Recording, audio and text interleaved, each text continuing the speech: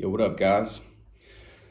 I just got back from a little walk listening to my boy Eckhart Tolle.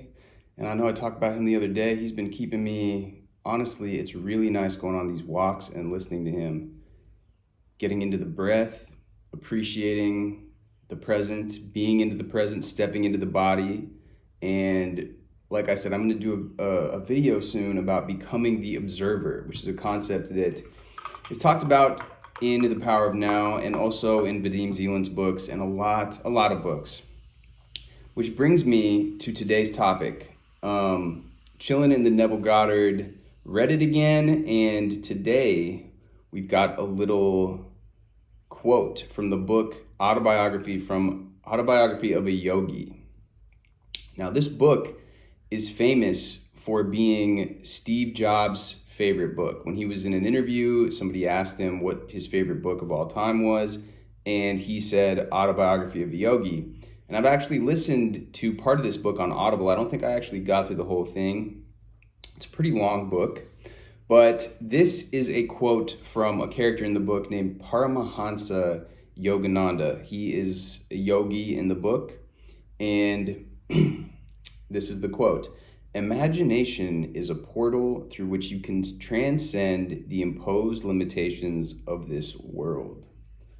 All creative persons use this power. With wisdom and will, whatever you can imagine and continue to imagine can become real. I tell you that things which do not exist now in this world will be created for you. Imagination can be materialized. When you develop spiritually, you can materialize your thoughts.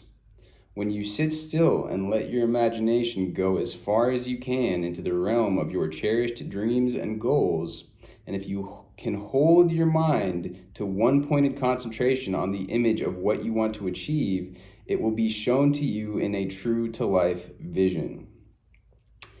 And if you apply strong willpower to realizing that vision, ultimately, it will manifest. Healings can be effected, success is attained, disasters in your environment lessened or avoided, seemingly impossible needs or worthy wishes fulfilled. Your mind, united with your soul, is such a powerful dynamo of spiritual existence, and yet you don't utilize that power. Why shouldn't you? By increasing the intensity of your concentration and calmness, you can consciously realize your connection with the unlimited realm of the astral world. In meditation, when you think you are the calmest you can be, try to be even more calm. Gradually, your consciousness will become attuned to that higher dimension. Get out of limiting material consciousness, and you will see your mind's imaginings working to manifest all your wisdom-guided dreams through the universal underlying creative astral powers. That is the quote, my friends. And it is just reinforcing. That's why it's in the Neville Goddard Reddit. It reinforces all of these things that have been said by many people.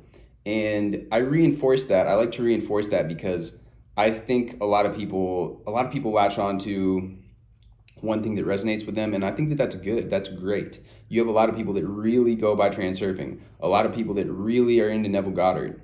And that's awesome. I just think it's cool to connect and to show that these ideas are actually the same thing. We're all talking about the same thing. He's calling it the astral realm.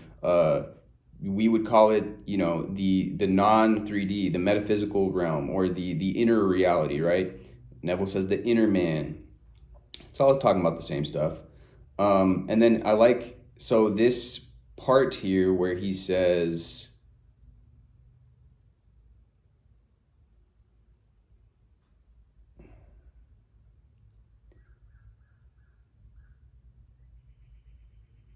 when you let your imagination go as far as you can into the realm of your cherished dreams and goals. There's a part in here where he mentions, removing your awareness from the outer world. That's what we talk about all the time. Get out of the limiting material consciousness, and you will see your mind's imaginings working to manifest all your wisdom-guided dreams. He's saying so much in this. your wisdom guided dreams. You will now be attuned to the source. You will now be attuned to the inner self, the higher self, which will give you the guidance, which will give you the insights that will cause the synchronicities that you want to experience. That is the, living in the present and living in a state where now you're working smarter, not harder. You're allowing things to come into you. You're not using the inner grit of internal intention as much as the outer intention is now working in your favor. And he says too, when your mind united with your soul is such a powerful dynamo of spiritual existence. That's exactly what Vadim Zeland talks about in Transurfing.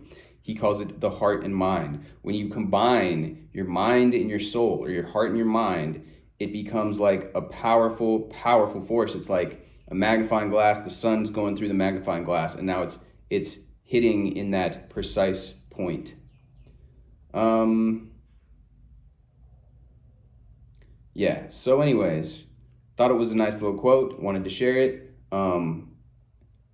There's also this guy that I just came across named Arlen Moore, and I think I had seen him before, but he's interesting. He's a YouTuber, and he does a lot of lifestyle stuff. He lives in the Hollywood Hills, but he talks about manifestation. He has a whole actually group that is dedicated towards improving. He calls it like raising your consciousness, but it's really like improving yourself. It's like self-improvement, and it's like becoming your ideal self, and then also aligning with your tribe, or like he has like a tribe accelerator program. Really interesting. I'm gonna maybe do a little reaction video to some of his content, because I was watching it, and he does it in a cool way that's relatable, and he mixes it in with more lifestyle stuff, like more of the classic stuff that you might see on YouTube. Anyways, and yeah, final point that I wanted to leave off on this is that, this right here, it's no secret or it's no surprise that this is Steve Jobs' favorite book. Like I said, everybody has certain things that resonate with them, that they lean into, that they're like, okay, this is my kind of bread and butter. A lot of people really like Eckhart Tolle as well, myself included. Now he leaned into this, and this book, Autobiography of a Yogi, it's talking about the same stuff. It's talking about the same principles we talk about.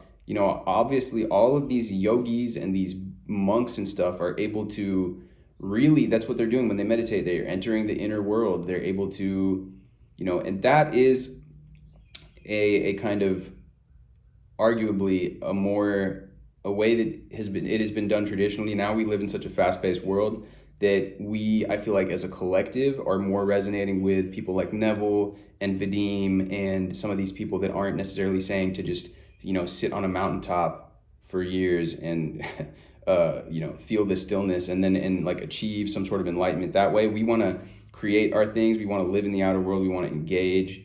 And so like I said, Elon Musk, I guarantee if these people that are able to achieve these things, whether they realize it or not, it seems like Steve Jobs was consciously, using this. I think that most people are. Most people don't want to maybe admit it, but that's what's interesting about this guy Arlen and some of these newer content creators you got on YouTube is they're doing shit, they're doing cool shit, but then they come in and they like share these little nuggets or little tidbits, and they're like, yeah, actually, like, I got this idea from Transurfing or whatever.